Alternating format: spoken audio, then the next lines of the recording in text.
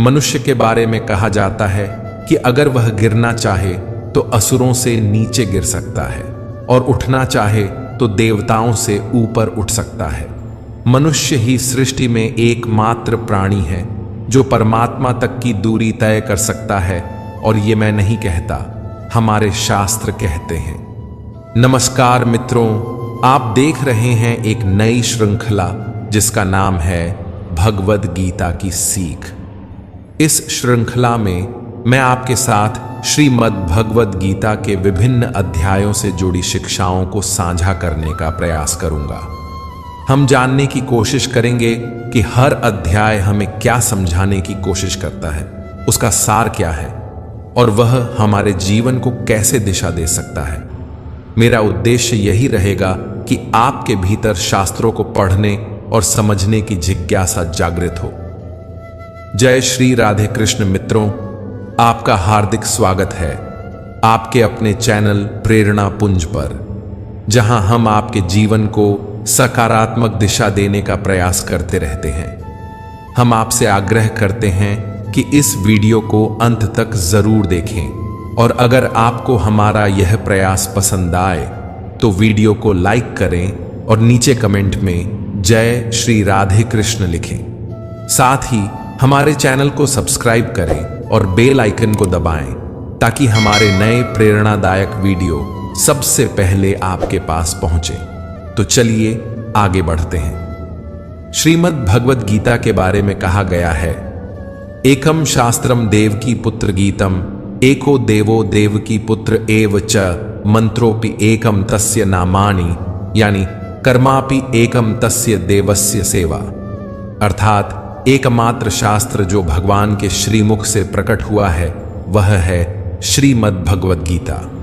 जब महाभारत के महासंग्राम में अर्जुन संशय और मोह से ग्रस्त होकर अपने कर्तव्य से विमुख होने लगा, तब भगवान श्री कृष्ण ने उसे जो दिव्य उपदेश दिया वही गीता है, जो संपूर्ण मानवता के लिए मार्गदर्शक बन गई। इस सृष्टि में यदि कोई एक पूजनीय देव हैं तो वे हैं भगवान श्री कृष्ण।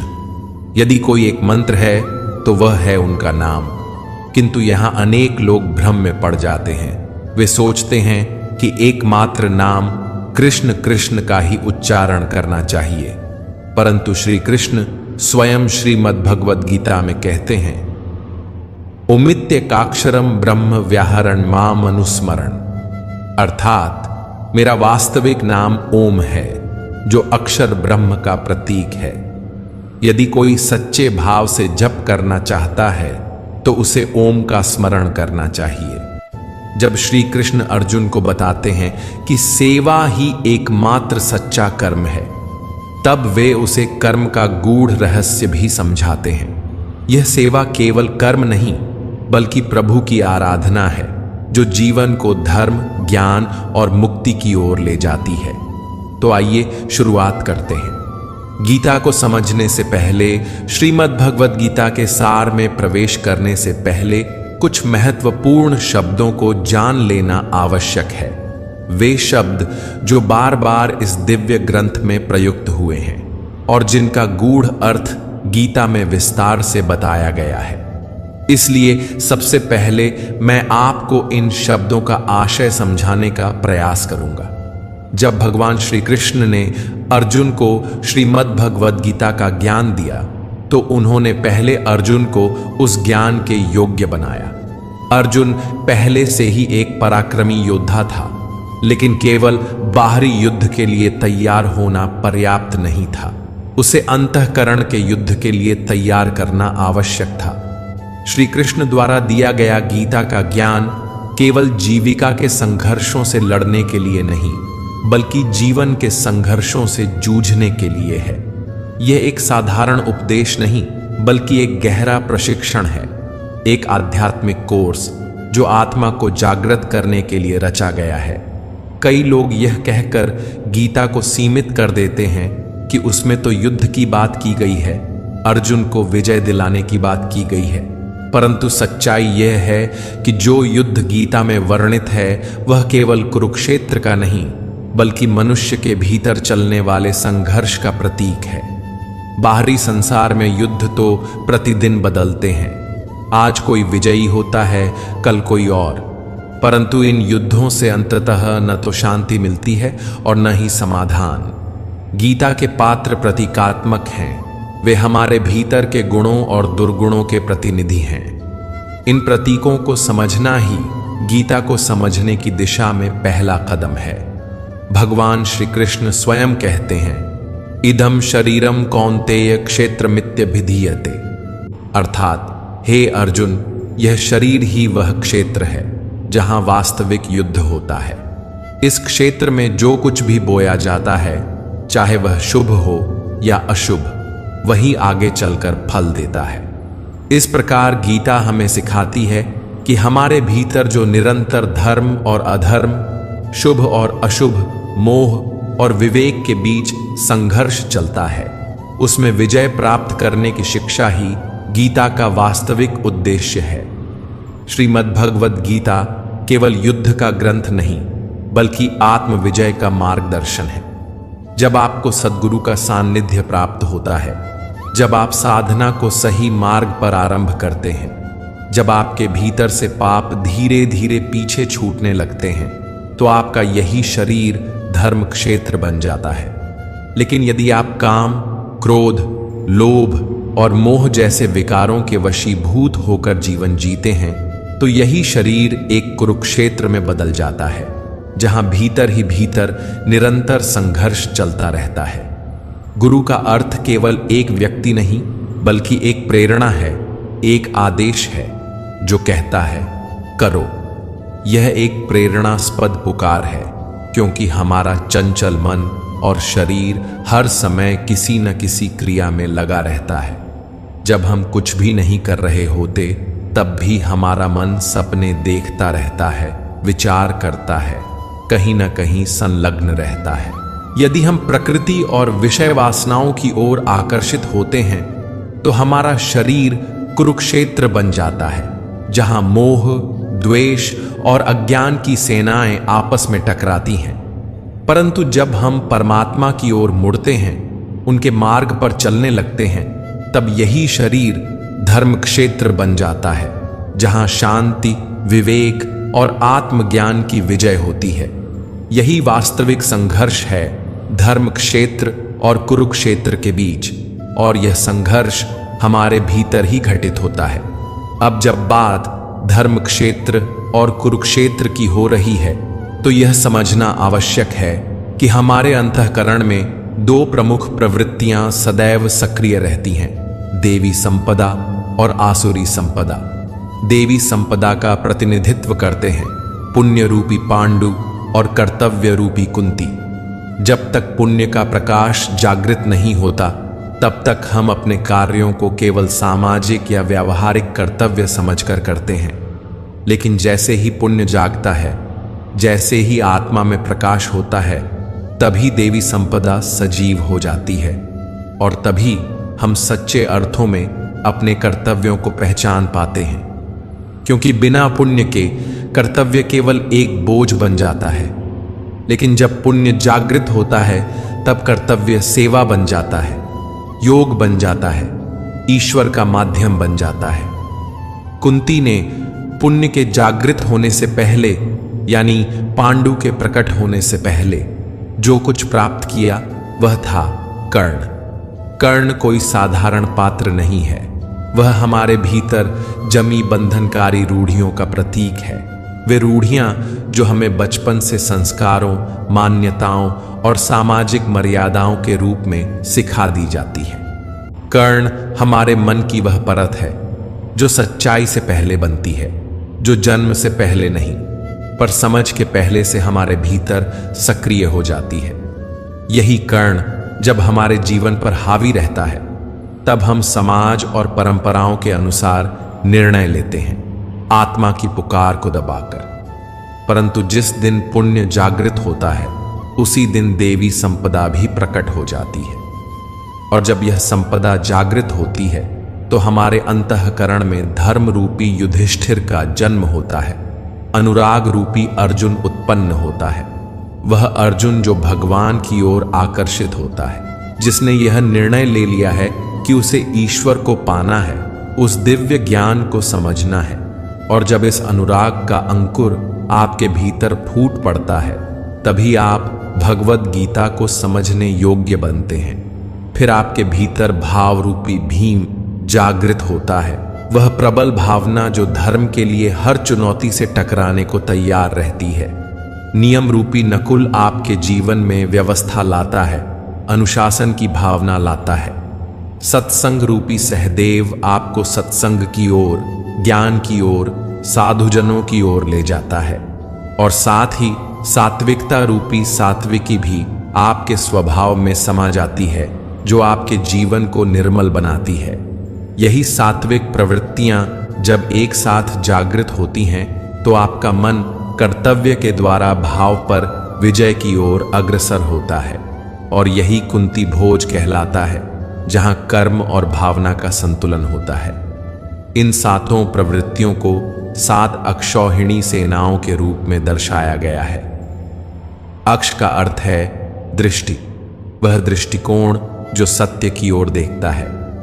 ये 7 सीढ़ियां हैं, 7 भूमिकाएं हैं जो हमें परमात्मा तक की यात्रा पर ले जाती हैं। ये गणनाएं केवल प्रतीक नहीं, बल्कि आत्मिक विकास के 7 चरण हैं। और ये प्रवृत्तियां, ये दिव्य शक्तियां अनंत हैं, सीमाहीन हैं। अब यदि हम आसुरी संपदा की बात करें, यानी कि उस कुरुक्षेत्र की जो हमारे भीतर ही उभरता है, तो उसमें शामिल होती हैं हमारी 10 इंद्रियां और एक चंचल मन। ये मिलकर कुल 11 सेनाएं बनाती हैं, जो आसुरी प्रवृत्तियों का प्रतिनिधित्व करती हैं। इस कुरुक्षेत्र का राजा है धृतराष्ट्र, वह व्यक्ति जो सत्य को जानता है, जिसने धर्म के उपदेश सुने हैं, लेकिन फिर भी आंखें मूंद कर जीता है। वह धृतराष्ट्र है। वह अज्ञानता का प्रतीक है। उसे अपने मोह से अधिक कुछ नहीं दिखता। उसकी जीवन संगिनी है गांधारी, जो हमारी इंद्रियों पर आधारित प्रवृत्ति का प्रतिनिधित्व करती है, जो जानबूझकर अपनी आंखों पर पट्टी बांध लेती है, जिससे सत्य दिखाई ही ना दे।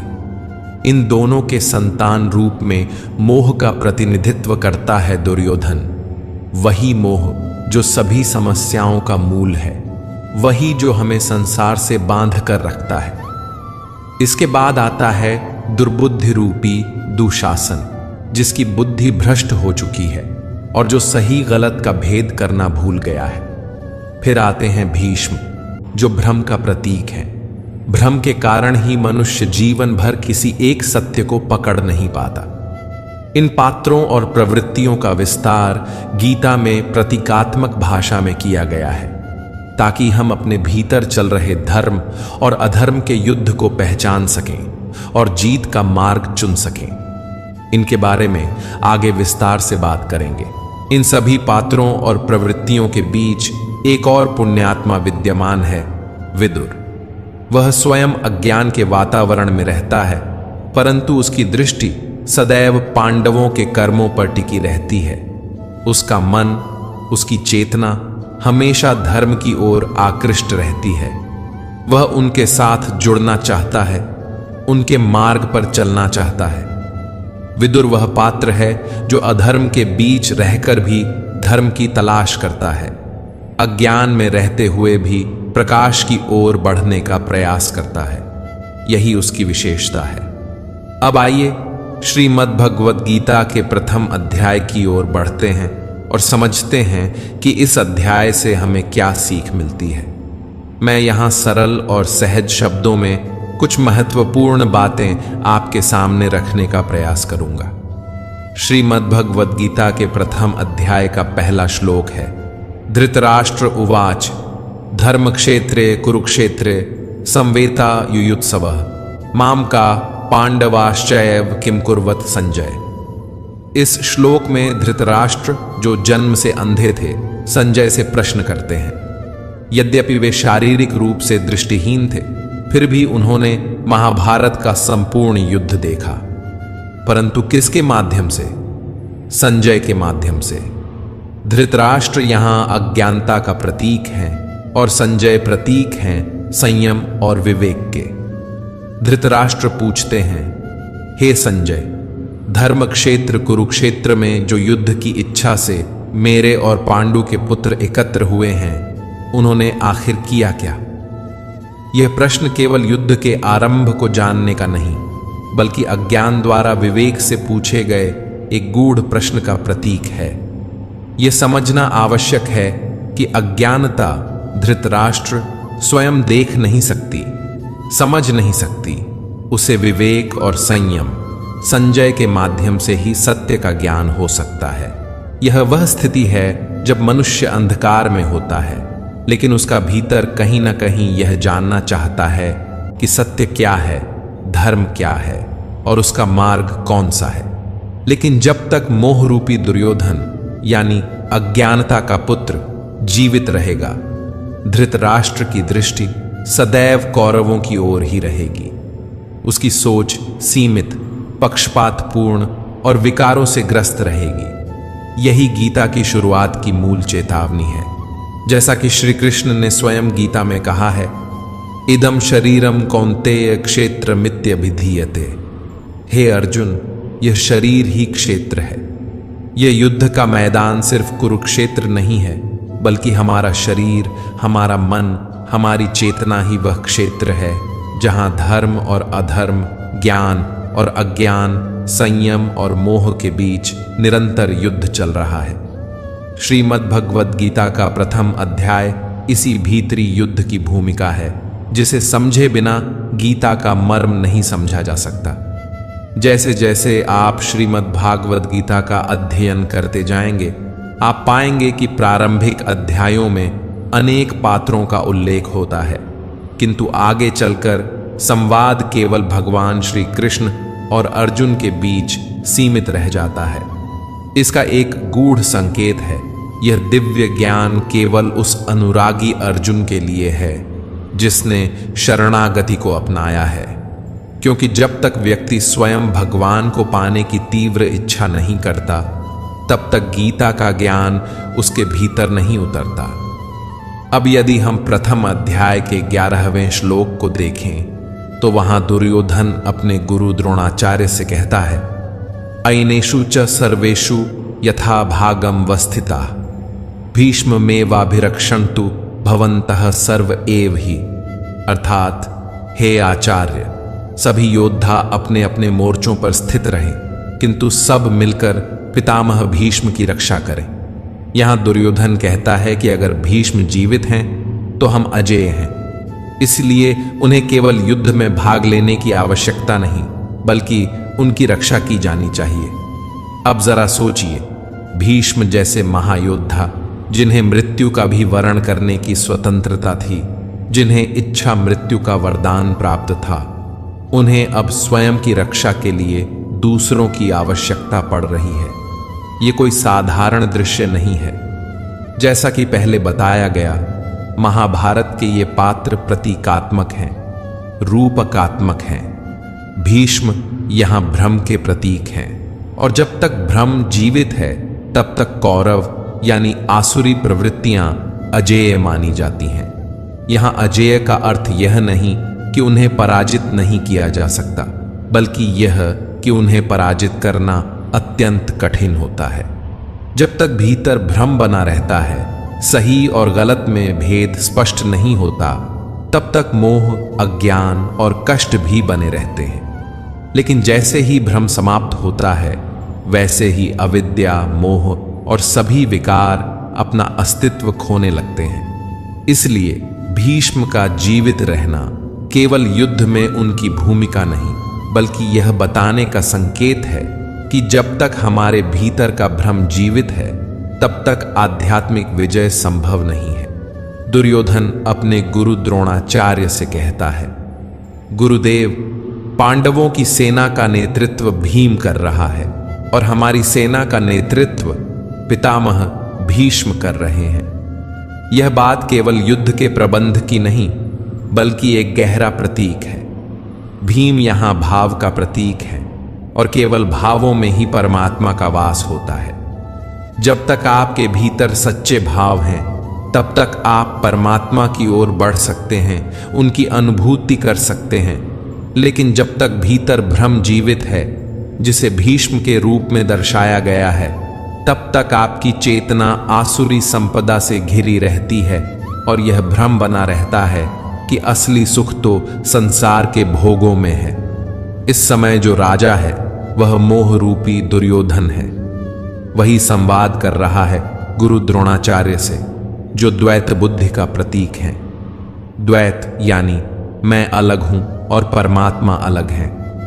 जब तक यह अनुभूति बनी रहती है कि हम और ईश्वर अलग हैं, तब तक वह द्रोणाचार्य जीवित रहते हैं। आचार्य द्रोण के बारे में कहा जाता है कि जब तक उनके हाथ में शस्त्र है, उन्हें कोई पराजित नहीं कर सकता। वे अजेय हैं और यही द्वैत बुद्धि का स्वभाव भी है, जो तब तक टूटती नहीं जब तक कि उसे भीतर से कोई गहरी चोट न दी जाए। तब भगवान श्री कृष्ण ने एक युक्ति रची। उन्होंने कहा, कौरवों की सेना में एक हाथी है जिसका नाम अश्वत्थामा है। अगर उसे मार दिया जाए और यह प्रचार कर दिया जाए कि अश्वत्थामा मारा गया, तो द्रोणाचार्य इसे अपने पुत्र की मृत्यु समझ लेंगे। यही हुआ। भीम ने अश्वत्थामा नामक हाथी को मार दिया। फिर युधिष्ठिर ने सत्य को न तोड़ते हुए धीरे से कहा, अश्वत्थामा हथ, और बाकी शब्द नर व कुंजरा, मनुष्य या हाथी, धीमे स्वर में बोले। द्रोणाचार्य ने केवल पहले भाग को सुना और मान लिया कि उनका पुत्र मर गया है। उनके हाथ से धनुष छूट गया। वे निष्प्राण से युद्ध भूमि में बैठ गए और तब उनकी मृत्यु हुई। यहां मृत्यु किसी अस्त्र से नहीं हुई, मृत्यु हुई मोह से। जिस पुत्र से अत्यधिक आसक्ति थी, उसी के खोने की कल्पना ने उन्हें पराजित कर दिया। और इस कथा का सबसे गहरा संकेत है अश्वत्थामा का अमर होना। अश्वत्थामा प्रतीक है उस मोह का, उस लगाव का, जो मनुष्य को जन्म जन्मांतरों तक बांधे रखता है। जब तक आत्मज्ञान नहीं होता, जब तक मोक्ष नहीं प्राप्त होता, यह मोह किसी न किसी रूप में जीवित रहता है। इसलिए अश्वत्थामा को अमर कहा गया है। वह आज भी जीवित है, क्योंकि मोह आज भी हमारे भीतर है। श्रीमद् भगवद गीता के प्रथम अध्याय के श्लोक 15 में वर्णित है, पांचजन्यम ऋषिकेशो देवदत्तम धनंजय पौंड्रम दद्मो महाशंखम भीमकर्मा वृकोदर, अर्थात ऋषिकेश, जो कि समस्त इंद्रियों के स्वामी हैं। भगवान श्री कृष्ण ने पांचजन्य नामक शंख बजाया। अर्जुन ने देवदत्त शंख और भीम ने पौंड्र नामक महान शंख ध्वनित किया। यहां पांचजन्य केवल एक शंख नहीं है, यह हमारी पांचों ज्ञानेंद्रियों नेत्र, नासिका, जिह्वा, त्वचा, कर्ण का प्रतीक है। भगवान जब इसे ध्वनित करते हैं तो यह उद्घोष करते हैं कि अब ये इंद्रियां संसार में भटकने के लिए नहीं, बल्कि परमात्मा के अधीन होने के लिए तैयार हैं। पांचों इंद्रियों को संयमित कर भक्त की श्रेणी में लाने का यह आह्वान है। भगवान श्री कृष्ण केवल एक सारथी नहीं, सद्गुरु हैं, योगेश्वर हैं। जब अर्जुन युद्ध भूमि में भ्रमित हो गया, मोह से भर गया, तब उसने श्री कृष्ण से कहा, शिष्यस्ते हम शादिमा त्वां प्रपन्नम, अर्थात हे प्रभु, मैं अब आपका शिष्य हूं, आपकी शरण में हूं। मुझे ज्ञान दीजिए, मेरा मार्गदर्शन कीजिए, मुझे पार लगाइए। जब तक कोई शिष्य स्वयं को पूर्णतः भगवान के हवाले नहीं करता, जब तक भगवान स्वयं उसके हाथ नहीं थामते, तब तक सच्चे अर्थों में साधना, ध्यान, भजन या आत्मान्वेषण की यात्रा आरंभ नहीं होती। अब बात करते हैं शिखंडी की, जिसे कभी शिखंडी नहीं कहा गया। यह नाम मात्र एक योद्धा का नहीं, बल्कि एक गहरा प्रतीक है। यथार्थ गीता में स्वामी जी कहते हैं कि शिखंडी का अर्थ है शिखा सूत्र का त्याग, अर्थात जब व्यक्ति अपने बाह्य आडंबर, जातिगत अभिमान, कर्मकांड की दिखावे वाली प्रवृत्तियों को त्याग देता है, जब वह केवल सत्य की खोज में लग जाता है, तब वह शिखंडी बनता है। और भीष्म, जो भ्रम का प्रतीक है, वह उसी शिखंडी के माध्यम से पराजित होते हैं। शिखंडी हमें याद दिलाता है कि मोक्ष की ओर बढ़ने के लिए बाह्य धार्मिकता का त्याग और आंतरिक ईमानदारी जरूरी है। जब तक शिखा सूत्र, जात पात, आडंबर नहीं टूटते, तब तक भीष्म रूपी भ्रम अजेय बना रहता है। शिखा उस लक्ष्य का प्रतीक है जिसे मनुष्य को अपने जीवन में प्राप्त करना होता है। वह परम लक्ष्य, वह परमात्मा की प्राप्ति। और सूत्र हमारे भीतर जड़े हुए संस्कारों का प्रतीक है। वे संस्कार जो जन्मों से हमारे साथ चले आ रहे हैं, जो हमें बार बार मोह, भय, क्रोध, लोभ, अहंकार जैसे बंधनों की ओर खींचते हैं। जब तक मनुष्य अपने लक्ष्य को पूरी तरह प्राप्त नहीं कर लेता, जब तक वह ईश्वर से एकाकार नहीं हो जाता, तब तक ये संस्कार उसे जकड़े रहते हैं, उसे बांधे रखते हैं। इसलिए जब कोई साधक साधना के पथ पर होता है, तब वह अभी एक पथिक होता है, एक साधनरत यायावर। लेकिन जिस क्षण वह अपने जीवन के अंतिम लक्ष्य को प्राप्त कर लेता है, आत्मबोध को पा लेता है, उसी क्षण ये संस्कार, ये पीछे बंधी डोर स्वयं टूट जाती है। तब जाकर सच्चा त्याग, सच्चा संन्यास संभव हो पाता है और उसी क्षण भीष्म रूपी भ्रम का अंत हो जाता है। यही प्रतीक है शिखंडी द्वारा भीष्म के वध का। अब आते हैं श्रीमद् भगवद गीता के प्रथम अध्याय की ओर। इस अध्याय के आरंभिक भाग में पात्रों का परिचय होता है। कौन कौन योद्धा हैं, कौन महारथी कहाँ खड़ा है, किसके हाथ में कौन सा शंख है, कौन सेना का नेतृत्व कर रहा है। लेकिन जैसे ही यह अध्याय आगे बढ़ता है, मंच पर केंद्र में आता है अर्जुन। वह अर्जुन जो युद्ध भूमि के बीच अपने रथ को खड़ा करवाना चाहता है। वह श्री कृष्ण से निवेदन करता है, हे माधव, मेरा रथ दोनों सेनाओं के बीच ले चलो, ताकि मैं देख सकूं कि कौन कौन लोग युद्ध के लिए एकत्रित हुए हैं। भगवान श्री कृष्ण रथ को आगे बढ़ाते हैं और अर्जुन को उनके सामने खड़े कुटुंबियों, मित्रों, गुरुजनों को दिखाते हैं। जब अर्जुन अपने सगे संबंधियों को सामने देखता है, कोई मामा है, कोई दादा, कोई भाई है, कोई ससुर है, तब उसके भीतर गहरी हलचल शुरू हो जाती है। अर्जुन का हृदय कांपने लगता है, उसका शरीर शिथिल हो जाता है, उसके हाथ से गांडीव धनुष गिर जाता है, उसकी त्वचा जलने लगती है, मन असमंजस में डूब जाता है और वह युद्ध से पीछे हटने लगता है। उसे लगता है कि यह युद्ध केवल रक्त और मांस का संघर्ष नहीं, यह अपनों के विरुद्ध खड़े होने की पीड़ा है। यहीं से गीता का असली संवाद आरंभ होता है, जब संघर्ष बाहरी नहीं बल्कि आंतरिक हो जाता है, जब एक योद्धा का द्वंद्व केवल युद्ध भूमि का नहीं, आत्मा का हो जाता है।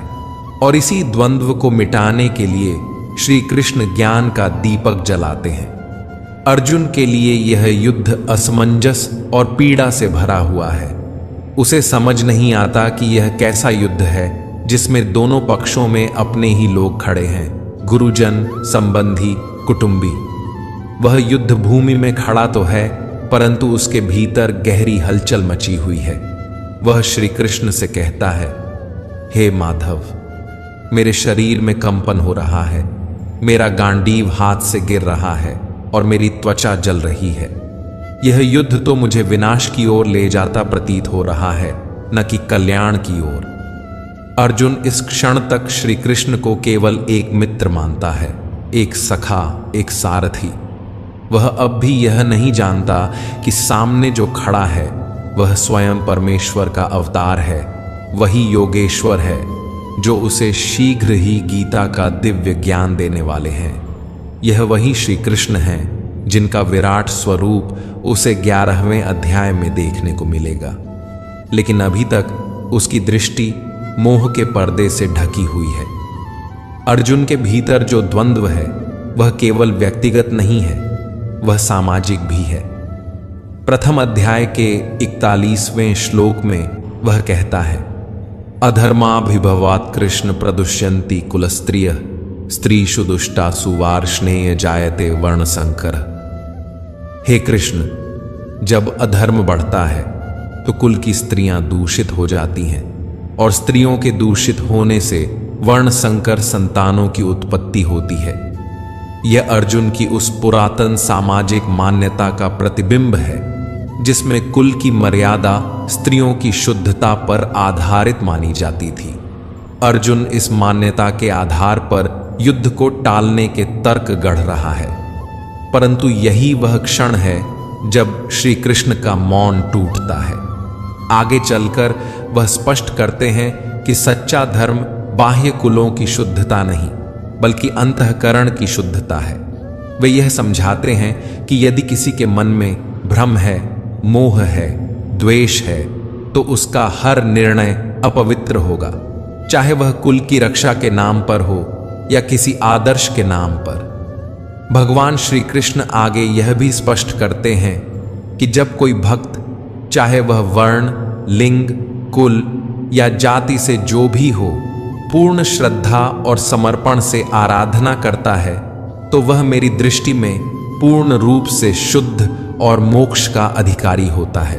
इस प्रकार अर्जुन की हर शंका, हर सामाजिक मान्यता को श्री कृष्ण धीरे धीरे खंडित करते हैं और उसे उस उच्चतर ज्ञान की ओर ले जाते हैं जहां न तो वर्ण बचता है, न कुल, न स्त्री, न पुरुष।